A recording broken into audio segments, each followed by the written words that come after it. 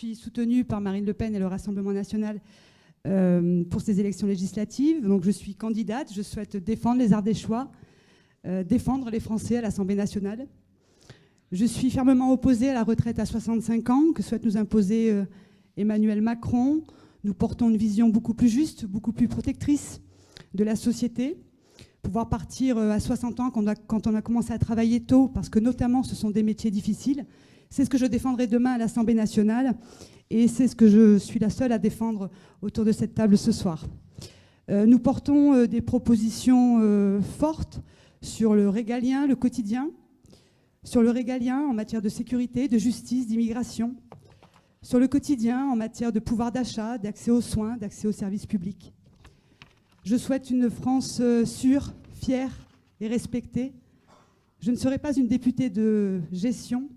Si les Ardéchois me font confiance demain, je serai une députée qui incarne une vision pour l'Ardèche, qui incarne une vision pour la France et les Français depuis trop longtemps oubliés.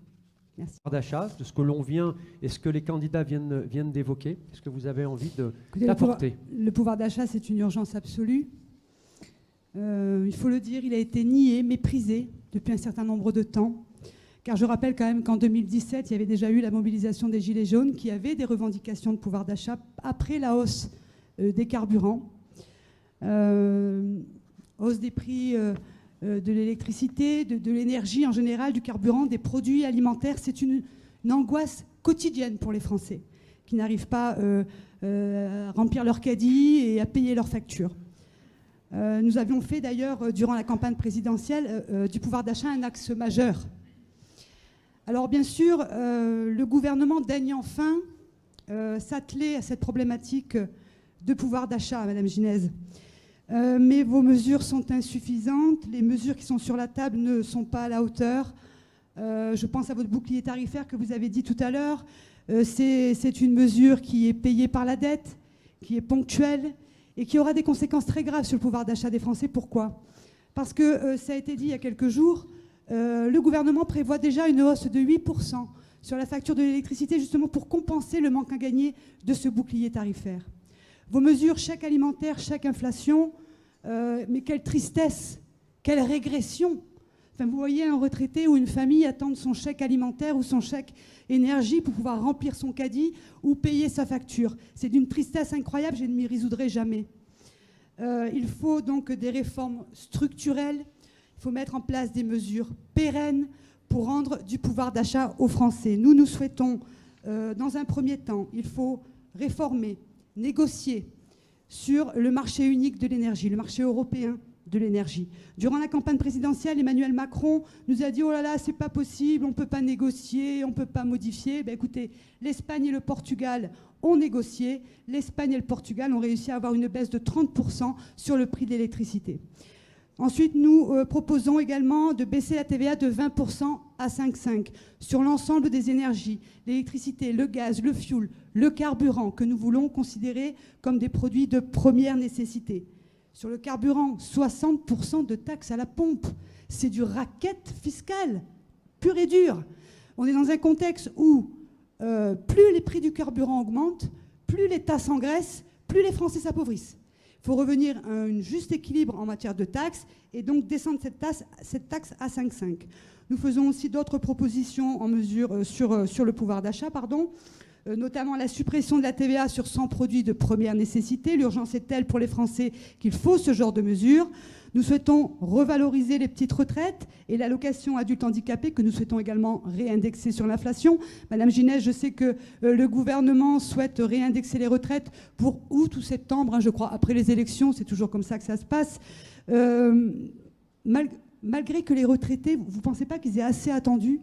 Parce que je rappelle quand même que la désindexation des retraites, c'est vous qui l'avez mis en place durant ces 5 dernières années. Ensuite, nous souhaitons permettre l'augmentation des salaires de 10% en gelant les cotisations patronales des entreprises. Et nous avons aussi pas mal de mesures pour nos jeunes, pour notre jeunesse. Nous sommes très attachés à la valeur travail, notamment pour nos apprentis, ceux qui sont en formation professionnelle. Nous souhaitons augmenter de 200 à 300 euros leur salaire. Et nous souhaitons garder nos jeunes en France. Voyez-vous, chaque année, il y a à peu près entre 160 et 180 000 jeunes qui partent de France, qui vont s'installer à l'étranger. parce que c'est trop compliqué en France, il n'y a pas de perspective. Et donc, ils vont construire leur vie là-bas et créer des entreprises. Nous souhaitons qu'ils restent en France. Et donc, nous portons 2 mesures importantes, notamment l'exonération d'impôts pour les jeunes de moins de 30 ans et l'exonération de l'impôt sur les sociétés pour les jeunes créateurs d'entreprises. Nous souhaitons qu'ils restent en France, qu'ils fondent leur famille en France et qu'ils nous fassent participer de leur génie et de leurs compétences.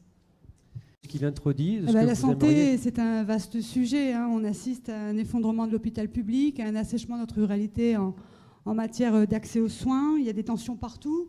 Ça a été dit il y a quelques jours. 120 hôpitaux ont déjà réduit leurs services d'urgence. D'autres s'apprêtent à le faire. Et en Drôme-Ardèche, c'est extrêmement tendu. Alors, il faut agir. Donc, quand il faut agir, il faut déjà arrêter de supprimer des lits. Madame Ginès, 23 000 depuis 2017, 7 500 pendant la crise. Il faut agir, donc vous souhaitez mettre en place des gardes obligatoires pour les médecins urgentistes pour pallier la pénurie de personnel. Moi, je pense que dans un premier temps, il faudrait déjà réintégrer les 15 000 soignants que vous avez suspendus sans salaire depuis octobre 2021. Mesure injuste et antisociale, tout ça parce qu'ils ne voulaient pas se faire vacciner, alors qu'on sait très bien, voilà, comme j'ai dit tout à l'heure, que ça n'empêche pas la transmission du virus et qu'un test PCR aurait suffi. Nous nous battrons demain à l'Assemblée nationale pour réintégrer ces soignants et pour que l'intégralité des salaires qui n'ont pas touché leur soit dans l'intégralité versée. Pendant cette campagne présidentielle, nous avons porté une grande loi santé de 20 milliards, 10 milliards pour la formation, pour l'embauche, pour la revalorisation des salaires, excusez-moi. Vous savez que les infirmières, malgré le Ségur, sont toujours payées 10% en dessous de la moyenne européenne. Donc 10 milliards pour l'investissement dans nos structures hospitalières, mais aussi dans les petites structures, afin de les équiper pour les urgences et pour répondre aux besoins de nos territoires ruraux. De manière générale, il faut repenser le fonctionnement de l'hôpital public. Nous souhaitons qu'il y ait une meilleure coordination avec le privé. Nous souhaitons également une direction partagée dans toutes les structures de santé. À l'heure actuelle, il n'y a que des administratifs. C'est-à-dire que le financier, le budgétaire prend le pas, en fait, sur la santé, sur la politique de santé qui est menée dans les structures.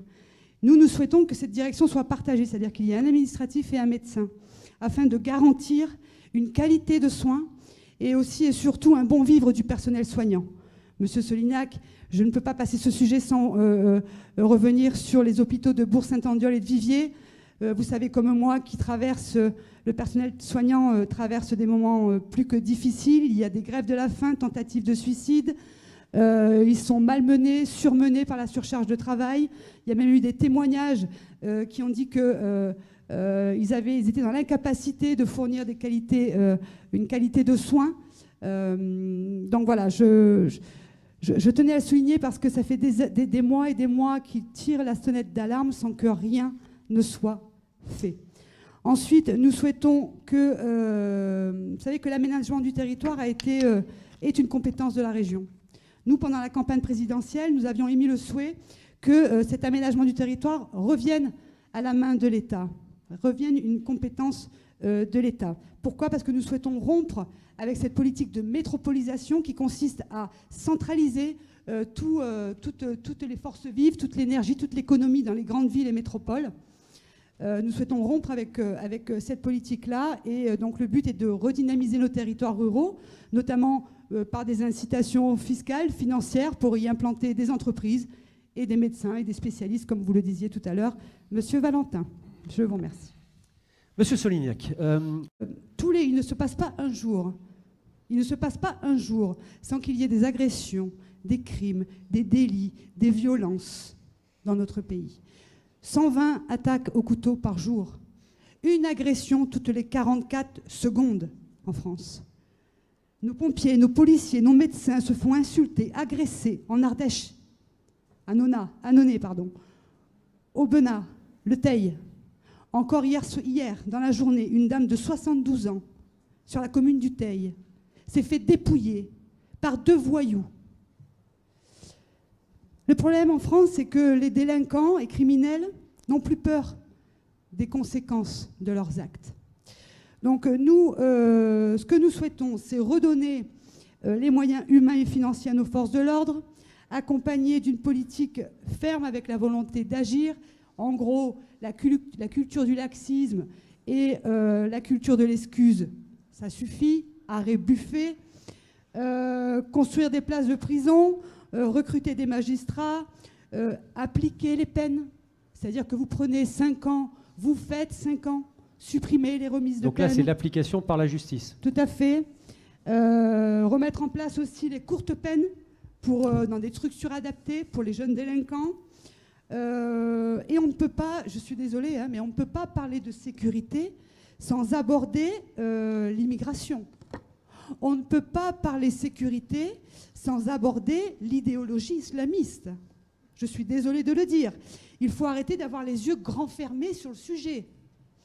Rien que cette semaine, cette dernière semaine, vous avez vu le scandale au Stade de France. Enfin, je veux dire, je crois qu'il n'y a que Gérald Darmanin qui croit que le souci, c'est un problème de billetterie. Le souci, ce n'est pas un problème de billetterie, c'est un problème d'immigration et de délinquance. Quand vous voyez 300 à 400 jeunes qui viennent détrousser, piller, violenter, agresser, il y a même eu des agressions sexuelles sur les touristes et les supporters. Quand on nie ça, c'est dramatique. Il y a eu ça. Et il faut savoir que sur les gardes à vue qui ont été faites, pas sur les interpellations, sur les gardes à vue, les 3/4 étaient des clandestins qui venaient de la porte La Chapelle. Je pense qu'à un moment donné, il faut dire les choses. De plus, dans un silence assourdissant médiatique, à Marseille, un médecin qui s'est fait, il y a une semaine, un médecin qui allait chercher ses 2 enfants à l'école, s'est fait égorger au nom d'Allah Akbar, dans un silence médiatique, comme je l'ai dit, assourdissant. La semaine dernière, un jeune lycéen de 18 ans, à Valence, qui s'apprêtait à passer à l'acte et à agresser les passants à l'arme blanche, au nom de l'État islamique. L'islamisme ne pousse pas sur le plateau ardéchois. Il est importé par une immigration massive et anarchique. Et ça pose des problèmes économiques, sociaux, culturels et identitaires. Pendant la campagne présidentielle, nous avons porté 2 grands projets, un référendum sur l'immigration, car il est temps de rendre la parole aux Français. Ça fait plus de 40 ans qu'on leur impose une immigration massive sans qu'ils aient la parole. Encore dans le dernier quinquennat, Mme Ginez, plus d'1,5 million de personnes supplémentaires. Et donc nous portions aussi une loi contre l'idéologie islamiste. Et donc demain, à l'Assemblée nationale, nous lutterons contre cette immigration massive et nous lutterons pieds à pied, contre l'islamisme radical, contre cette idéologie qui meurtrit et qui défigure notre pays. Parce que ce qui est un drame pour l'environnement, ce n'est pas Bernard ou Françoise qui va chercher ses enfants, qui va faire ses courses avec sa voiture. Ce qui est un drame pour l'environnement, c'est le modèle de libre-échange et d'importation massive. D'ailleurs, le GIEC de 2022 le mentionne très clairement. 50% de nos gaz, de nos émissions de CO2, c'est dû à nos importations. Donc nous souhaitons revenir à un modèle économique de bon sens, de proximité, qui pour le coup protège l'environnement. Nous défendons le localisme, produire et consommer au plus près.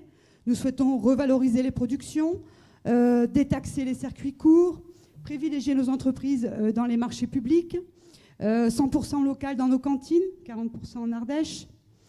Nous défendons bien sûr notre filière nucléaire, qui est une énergie décarbonée, peu chère, et qui participe à notre souveraineté énergétique.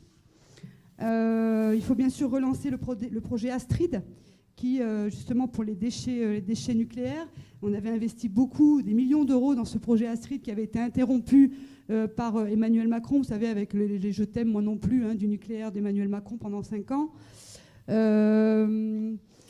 Nous soutenons également et nous souhaitons développer l'hydroélectricité et la filière hydrogène, la porter beaucoup plus, la soutenir. Et protéger l'environnement, c'est aussi protéger notre patrimoine naturel. Il faut arrêter avec ces implantations d'éoliennes, qui est une aberration économique, qui est une arnaque écologique.